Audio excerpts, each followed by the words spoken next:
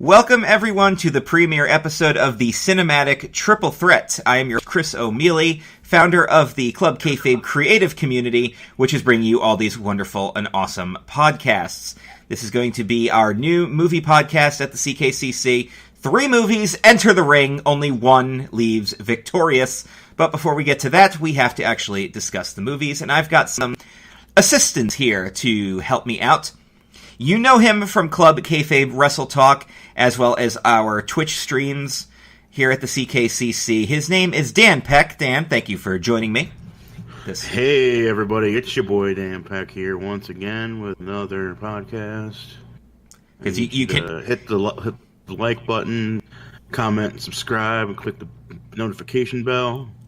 Yeah, do all the things. Everything that he said, do the things. Please do the things. Also joining me, host of the Cinefan podcast, which you can catch here at the CKCC, just came back for an all-new season in 2019. Jeff Trelewicz, published author, is joining us. Hey everyone, glad to be here. And yes, Jeff has books. You can check them out.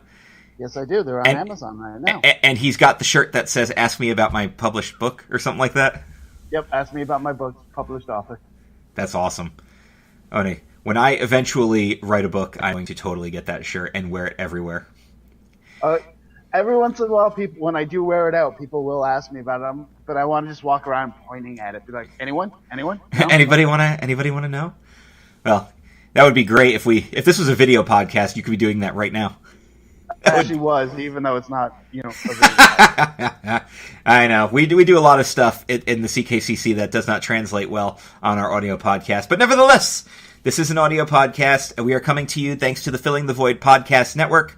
Also on Spotify, iTunes, and Apple Podcasts, and soon to be iHeartRadio once we have recorded our 5th episode. That will be in March. This podcast drops the 15th and 30th of every month. That's when you know when you can catch a new episode. Except, of course, for February, because February has no 30th, in which case, whichever day falls last is when the new episode of Cinematic Triple Threat airs. So now that everybody knows how and the how and the why of how to listen to us, let's talk about what this show is going to do. We are going to review 3 movies bi-monthly, and we're going to pick a winner. Well, more accurately, I'm going to pick a winner. Guests don't have to pick a winner, but I do. That's part of the gimmick. I am forcing myself to choose a best movie of our 3 movies. And I wanted to kick off this podcast with something near and dear to my heart, one of my all-time favorite franchises and favorite movie trilogies of all time, and that, of course, is Star Wars. And I'd play the theme song for you, but I don't want to get hit with a copyright notice on YouTube, because they love their copyright notices, as I have learned from other stuff that I have published here at the CKCC. So that's a thing, guys. Watch your copyrights. Yeah, who knew that 30 straight seconds of someone's Titantron would get copyright struck? Apparently so. Apparently the name Sheamus and his mohawk is apparently copyrighted. And by the way, we are wrestling fans. I'm throwing that out there in case wrestling references sneak into this movie review podcast. Because they will. They will. So Because I'm going to be later saying that Darth Vader turns babyface later. That is true. So, ironically, for episode 1, we're actually going to discuss episodes 4 through 6 for this podcast. I know. That blew my mind. We're skipping around, but that's how Lucas intended this to go. He released episode 4, 5, and 6 before he released episodes 1, 2, and 3, which is slated for a future episode, but not right now. We're going to talk about Star Wars Episode 4, A New Hope, came out in 1977. The Empire Strikes Back, the sequel that came out in 1980, and then, of course, the follow-up and finale to the trilogy, Return of the Jedi, released in 1983. Of course, all 3 of these movies were eventually re-released as special editions in 1997, with additional stuff thrown in, and we'll discuss that as we run them down. But first things first, Dan, what's your general opinion of this trilogy as a whole, as far as it goes, in both as a Star Wars fan and as a fan of movies? One of my favorite trilogies ever. That basically sums it up. It's gotta be. Oh man, I mean, you got your Lord of the Rings and your Indiana Jones's disease, but as far as like a pure, yeah, it's like top 3. for like a pure trilogy. How about you, Jeff? What's your opinion of Star Wars as a whole, especially these original movies? Absolutely love every moment of it. It's one of those movies that, or in this case, trilogies, where it's hard to find some flaws in it. And, think about how many trilogies have come out, throughout the years, and yet this is still regarded as one of the best for a reason. Absolutely. What's funny to me is even with the special editions and everything messing and throwing in CGI, which in some cases stands out, especially in New Hope, the CGI stands out really bad in a movie from 1977. But what's funny is how well these films hold up. Even special effects wise, not counting special edition stuff, but special effects wise, like you watch them without the stuff thrown in, and you're like, that's really done well. And I think a lot of that has to do with the fact that Lucas kind of invented that new way of shooting, where he moved the camera around the models instead of the models on strings in front of the camera. Well, that's one thing that will always stick out about Star Wars is just how they were able to make such great effects using limited stuff. Absolutely. I look at what the Death Star is as nothing but models on a ping pong table. Right. Or just a painting. It's just a painting that they're moving models in front of. That's why in Return of the Jedi, you only ever see the Death Star from one angle, because that's all it was. That's all they had. So, well, at least they constructed the equator and the giant laser first and foremost. You got to get the important stuff in there. Oh, yeah. It was fully operational despite being 2/3 finished. Yeah, which is actually a step up from the first Death Star, which was completely done, and then they were like, now we'll turn the weapon on. And then it was completely done. One thing about these movies that really holds up is the 3-act structure. I think these movies do them brilliantly. In the first one, Act 1 is all about Luke getting off of Tatooine, meeting Obi-Wan, meeting Han. Basically, it's Luke's escape from Tatooine. Act 2 is escape from the Death Star.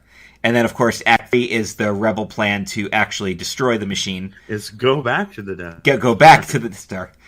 You never go back to the Death Star. To the Death Star. We must go back. Same with Empire. Act 1 is the whole Battle of Hoth. Act 2 is both Luke's training on Dagobah and the chase through the asteroid field. And then Act 3 is Cloud City. With the I took a screenwriting class back in college, and I'll always remember, and I still have the book on it, that says there are 2 movies that follow the 3-act structure perfectly. One being Star Wars and one being Wizard of Oz. Yes. Hey, preview for next week's, or the next episode. There we go. And then, of course, you have Return of the Jedi. Again, 3-act structure. Jabba's palace, the Forest Moon attack, and then the actual battle. Yep.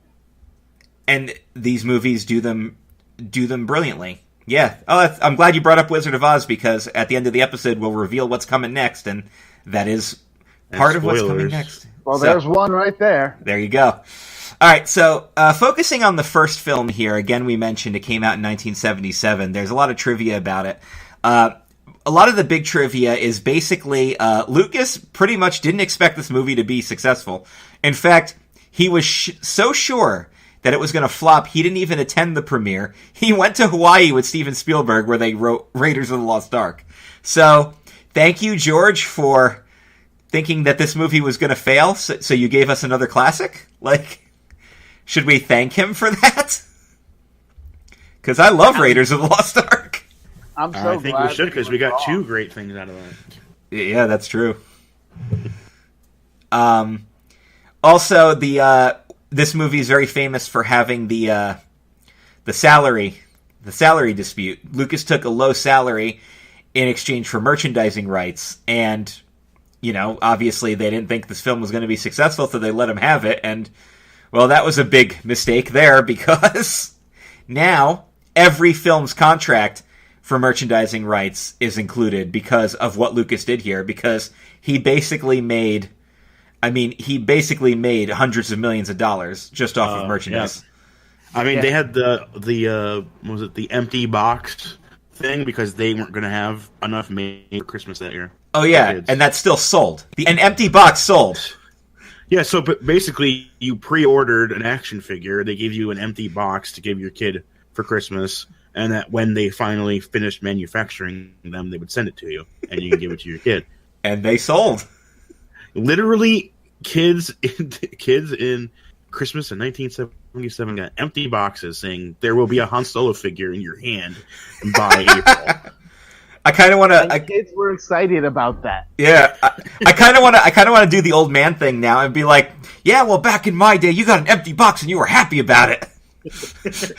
Kids today got them damn iPods and Nintendos.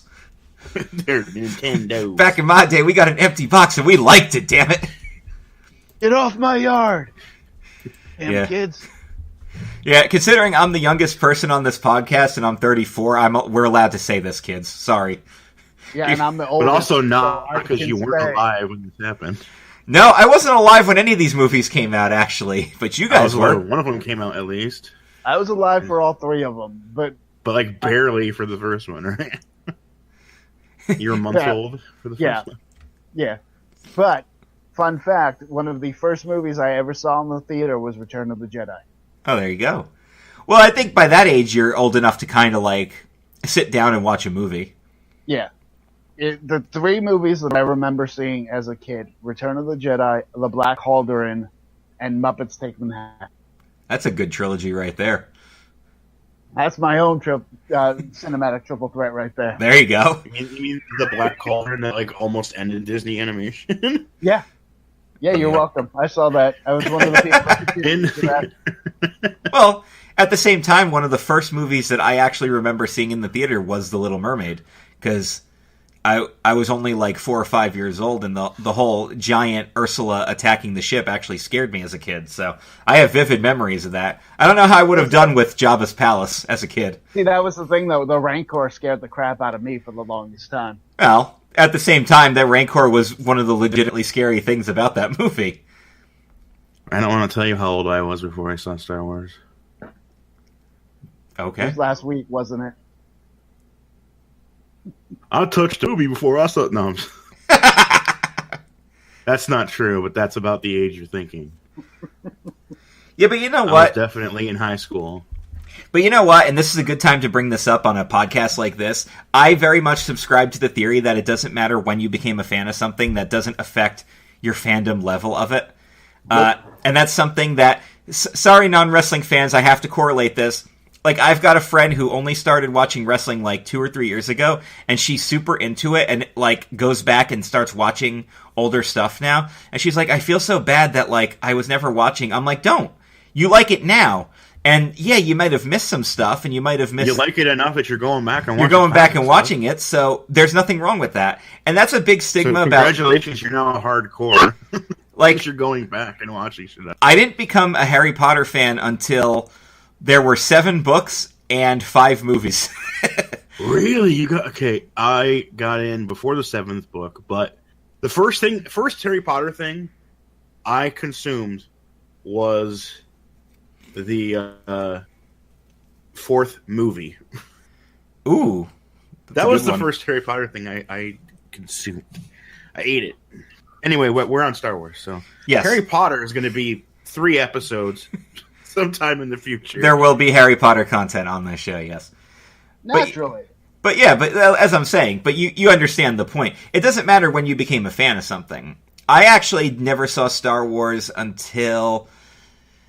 It was before the special editions came out, because there was talk of them. So I want to say I was probably like 10 years old. And my mom and dad were fans because Star Wars came out, you know, back in the they were a young married couple then, didn't have kids yet. So, of course, they went to the movies and saw Star Wars. It was the big thing. And I remember my actual first introduction to Star Wars was, in fact, on, like, TNT or something like that. You know, with commercials and everything, which probably helped for my attention span as a kid at the time. Because I got breaks from seeing it, but then, like, the special editions came out in 97, and I got to see them on the big screen, and that was so cool. Here's my interesting parents watching Star Wars movies. If my mother had driven to the theater, she would have left.